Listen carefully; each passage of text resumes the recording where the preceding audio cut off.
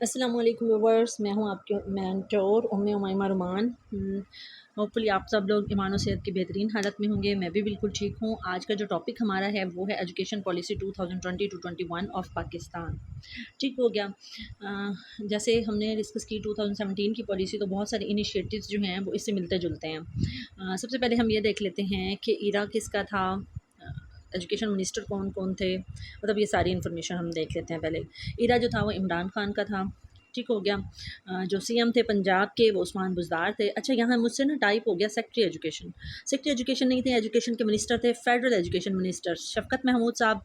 और education minister जो पंजाब के थे, क्योंकि मेरा ताल्लुक पंजाब से है तो पंजाब के मुराद रास थे।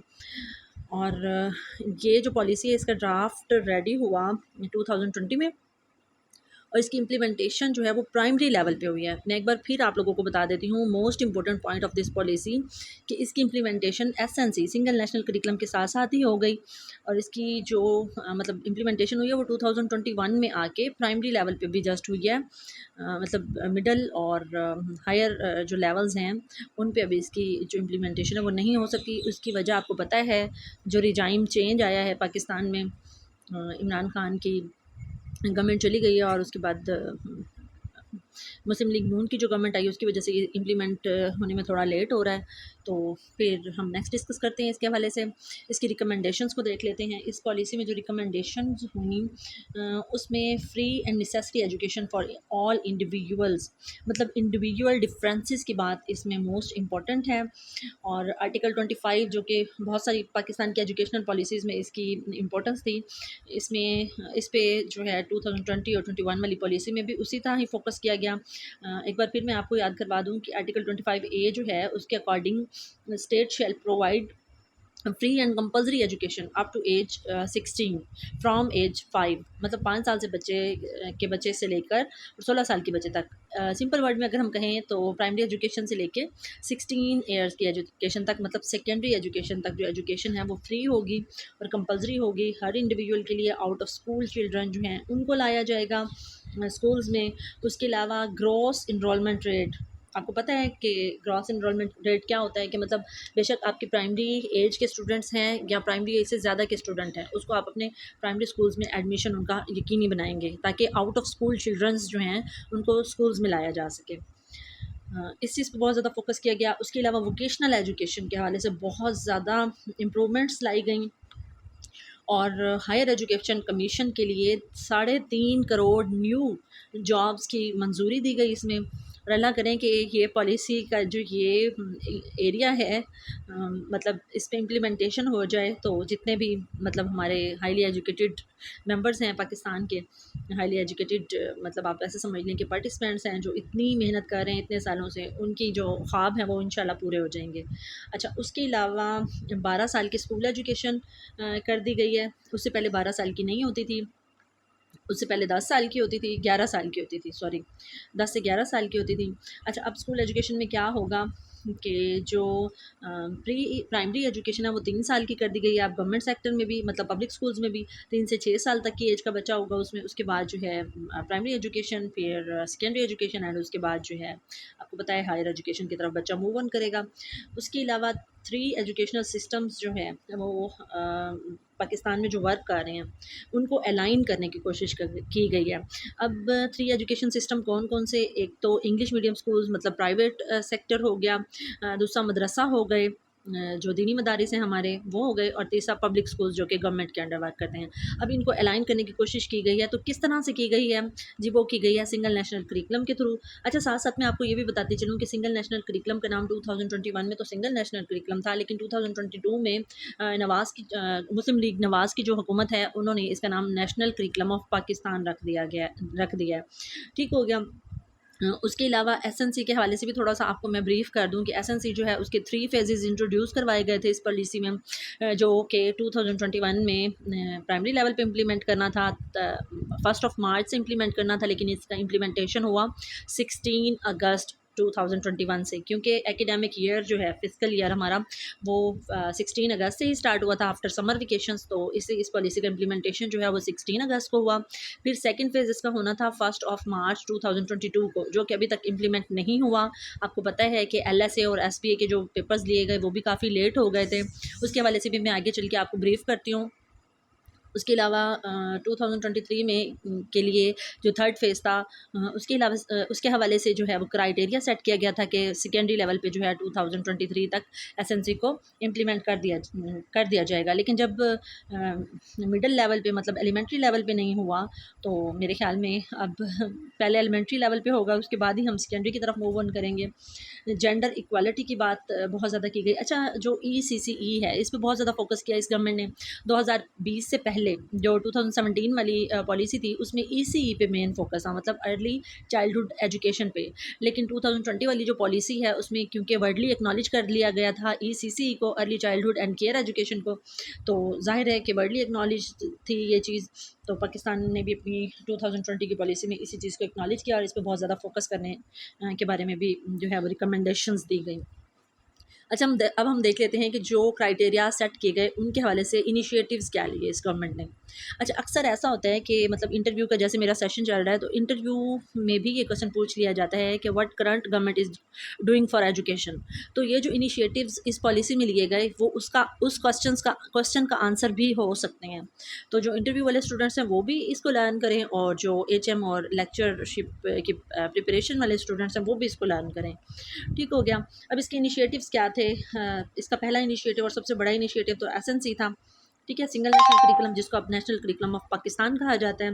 उसके अलावा सुबह 9 स्कूल्स इन्होंने स्टार्ट किए, ट्रांसजेंडर स्कूल इन्होंने स्टार्ट किए। फर्स्ट ट्रांसजेंडर स्कूल जो है वो मुल्तान में उसकी इनॉग्रेशन की गई, और जिसने इनॉग्रेशन की वो ट्रांसजेंडर थे, लोधरा से बिलोंग करते थे वो।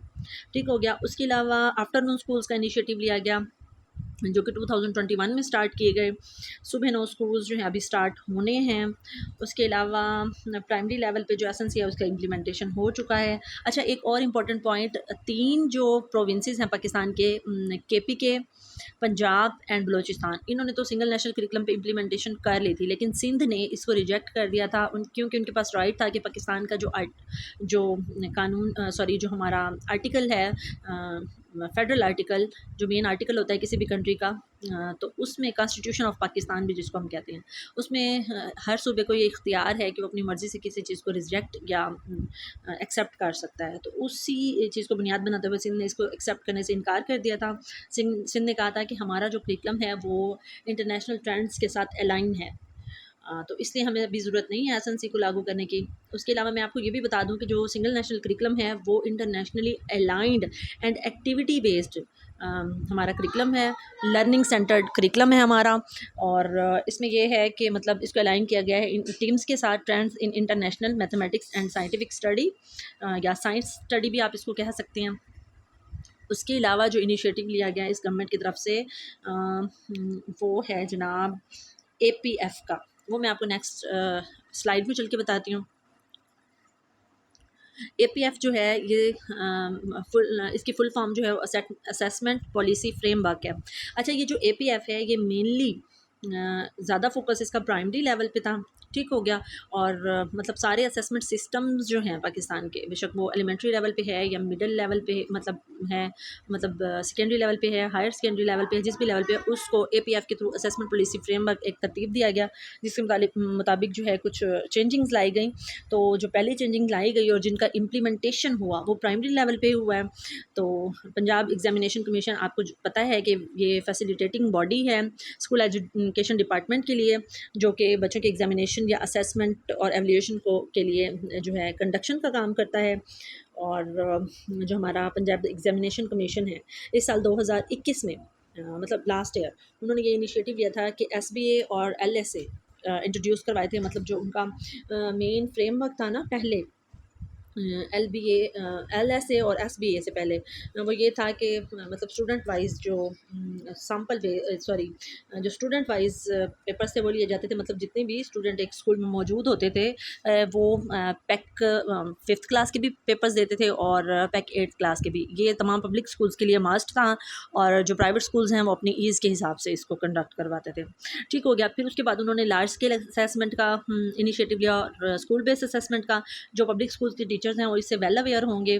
और जो SP है स्कूल बेस्ड असेसमेंट, उसमें ये था कि एक item bank Punjab examination commission की वेबसाइट पे, एक पोर्टल पे जो है वो अवेलेबल था आइटम बैंक। और टीचर्स जो थे उन्होंने उससे मतलब 2020 में ये तरीक़ेकार था कि टीचर्स ने खुद पेपर्स एक एक क्वेश्चन को सेलेक्ट करते हुए जनरेट किए थे। लेकिन 2021 में इनिशिएटिव्स इस तरह से लिए गए थे इसके कि जो है एक मतलब बना बनाया पेपर अवेलेबल था।